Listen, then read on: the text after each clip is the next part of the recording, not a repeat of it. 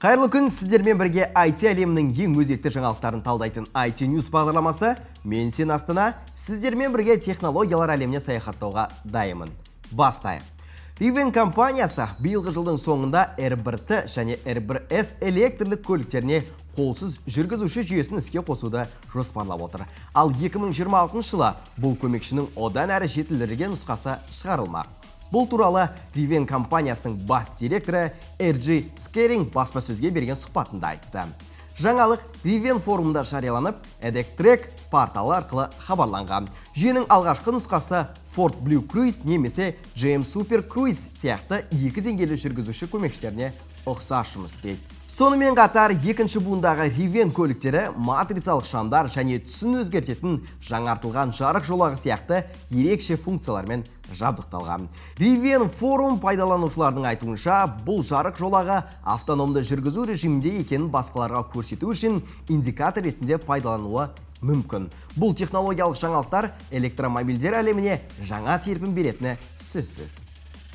Windows 11 жаңартуы, батарея бөлшегінің жаңа түстері. Бүгін Microsoft Windows 11 жүйесінің жаңа Insider Preview Build нұсқасы шығарылды. Енді сіз электр розеткасын дұрыс қоспағаныңызды, немесе батареяны тым қатты төмендетіп жібергеніңізді кеш байқап қалудан сақтана аласыз. Дәстүрлі түрде қара түсті болған Windows батарея белгішесі енді 3 түрлі түспен жаңартылды. Microsoft өз блогында жаңа түстер ноутбуктегі батарея күйін бір қарағанда түсінуге мүмкіндік береді деп жазған. Егер батарея зарядталып барлығы қалыпты болса, белгіше жасыл түсте болады. Ал егер батарея заряды 20%-дан төмен түсіп, энергия үнемдеу режиміне көшсе, ол сары түске өзгереді. Қызыл түс болса, батарея заряды өте аз екенін және компьютерді тез арада қуат көзіне қосу керектігін білдіреді. Сонымен қатар Microsoft бұл функционалдықты болашақта құлыптау экранында да қосатынын айтты.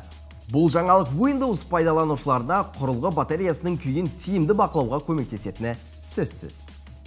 Отандық жаңалықтарға келсек, Қазақстан өз цифрлық экожүйесі үшін бірегей тілдік модельді әзірлеуде. Үкімет бұл бастама елдің шетелдік технологияларға тәуелділігін азайтуға мүмкіндік береді. Ал бұл ұлттық мүдделерді, жеке деректерді қорғау үшін маңызды қадам деп мәлімдеді. Жеке тілдік моделін қолдану сыртқы қауіп қатерлерден туындайтын тәуекелдерді болдырмауға көмектесумен шектелмей, елдегі IT қызметтер нарығын дамуына серпін береді. CAS-LLM атты жасанды интеллект жобасы ең алдымен қазақстандық компаниялар әзірлейтін бір қатар технологиялық шешімдердің негізіне айналуы тиіс.